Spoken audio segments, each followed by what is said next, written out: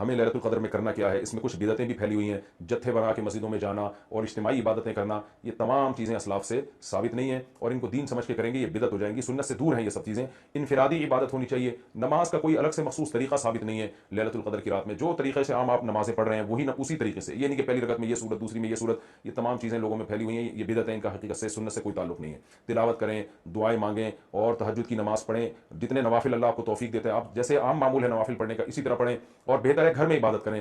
گھر میں اگر مشکل ہو رہی ہے تو مسجد میں بھی جا سکتے ہیں, لیکن نوافل گھر میں پڑھنا یہ مسجد میں پڑھنے سے زیادہ افضل ہے. مسجد میں شور شرابہ کرنا, لیلۃ القدر کے نام پہ جتھے بنا کے بیٹھنا, پھر لیلۃ القدر کی رات پہ پوری رات پروگرام چلنا مسجدوں میں, یہ سب چیزیں لوگوں کو عبادت سے غافل کرنے والی ہیں. بیان بھی ہونے چاہیے مختصر, آدھا گھنٹہ ہو گیا, 1 گھنٹہ ہو گیا, باقی وقت عبادت میں لگانا چاہیے.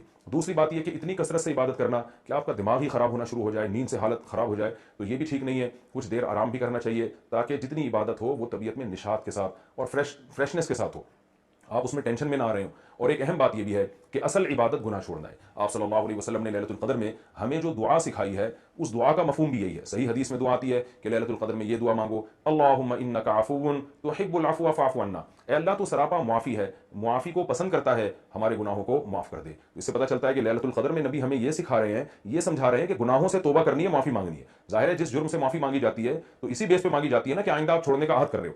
آپ نے کسی کا دل دکھایا, کسی کو ٹینشن دی, اب آپ اس سے سوری کر رہے ہیں, وہ کہتا ہے ٹھیک ہے آئندہ ٹینشن نہیں دینا. آپ کہتے ہیں دوں گا تو میں آئندہ بھی تمہیں ٹینشن, تو وہ کہے گا پھر یہ تو معافی نہیں ہے, تو معافی کے نام پہ مذاق ہو گیا بھائی. تو نبی جو ہمیں دعا سکھا رہے ہیں اس میں اصل بتا رہے ہیں کہ لیلۃ القدر کی رات میں اللہ سے دعائیں مانگ کر توبہ کرنی ہے. تو اس رات میں آپ عبادت کریں, اللہ سے دعا مانگیں, اور دعا کیا مانگیں کہ اللہ جو گناہ ہماری زندگی میں ہے ان سے ہم توبہ کرتے ہیں اور آئندہ ہمیں ان سے بچنے کی توفیق عطا فرما. گناہ کیا ہے؟ نمازوں کا قضا کرنا, داڑھی کاٹنا, خواتین کا بے پردگی کرنا, اور سود لینا, بہنوں کی وراثت نہ دینا, اور جاندار کی جو تصویریں آج کل لوگوں نے گھروں میں ڈیکوریشن کے طور پر تصویریں لگائی ہوئی ہوتی ہیں, یہ سب ناجائز ہیں. آپ صلی اللہ علیہ وسلم نے فرمایا ان من اشد الناس عذابا یوم القیامۃ المصورون, کہ سب سے سخت ترین عذاب قیامت کے دن تصویر بنانے والے کو ہوگا. ڈیجیٹل کیمرے کی تصویر میں تو بہت اچھا خاصا علماء کا اختلاف ہے کہ ہماری رائے یہ کہ تصویر میں داخل نہیں ہے, لیکن جو پرنٹڈ تصویر ہوتی ہے اور کسی شرعی عذر کے بغیر ہو, ایک تصویر کسی ضرورت سے ہوتی ہے, بلا وجہ شو بازیوں کے لیے اپنے باپ داداؤں کی تصویریں دیواروں پہ سجانا, یہ فیشن ہمارے یہاں بنتا چلا جا رہا ہے. اور جو بت بنے ہوئے ہوتے ہیں تصویر کے نام پہ, وہ بھی اسلام میں حرام ہے.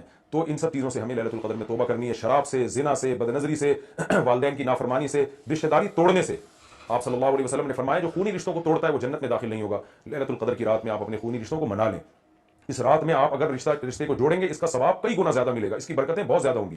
تو اس رات میں صدقہ خیرات بھی کرنا چاہیے. اور ان تمام جرائم سے, نماز چھوڑنے کا گناہ, سود کا گناہ, وراثت کھانے کا گناہ, جو بھی ناپ تول میں کمی کا گناہ, آپ اگر کسی ادارے میں جاب کرتے ہیں, آپ تنخواہ پوری لے رہے ہیں مگر آپ کام میں ڈنڈی مار رہے ہیں, یہ خیانت ہے جس سے قرآن نے روکا ہے. یہ بھی ایک جرم ہے, اس جرم سے بھی ہم نے اس رات میں توبہ کرنی ہے. اگر کوئی کرایہ دار مالک مکان کے گھر کو امانت کے طور پہ استعمال نہیں کرتا, یہ بھی امانت میں خیانت ہے. اور اگر مالک مکان کرایہ دار کو تنگ کرتا ہے یا کرایہ دار مالک مکان کو ٹائم پہ کرایہ نہیں دیتا, یہ بھی جرم ہے جس کو قرآن بیان کرتا ہے امانت میں خیانت. تو جہاں بھی دو آدمیوں کا معاملہ ہو رہا ہے اور اس میں آپ ڈنڈی مار رہے ہیں, یہ بہت بڑا جرم ہے. قرآن میں اہل جنت کی یہ صفات بیان نہیں کی گئی ہیں. تو اخلاق کو اپنے درست کرنا. آپ صلی اللہ علیہ وسلم نے فرمایا منافق کی 3 نشانی ہیں, بات کرتا ہے جھوٹ بولتا ہے, امانت دی جائے تو خیانت کرتا ہے, اور جب کسی سے بحث مباحثہ کرتا ہے تو گالم گلوچ پہ آ جاتا ہے. آج دیکھیں دفتروں میں کیا حال ہے, بات بات پہ گالیاں, ذرا سا کوئی مسئلہ ہوتا ہے فوش فوش گالیاں نکالنا شروع کر دیتے ہیں. تو یہ تمام چیزیں ایسی ہیں جن سے ہمیں اس رات میں توبہ کرنی ہے. اللہ تعالیٰ سے دعا ہے کہ لیلۃ القدر کی رات اللہ ہم سب کے لیے خیر اور برکت والی بنائے, اور اس رات میں ہمیں عبادت کی توفیق عطا فرمائے, اور اس رات میں ہمیں گناہوں سے سچی توبہ کی توفیق عطا فرمائے. وما علینا الا البلاغ.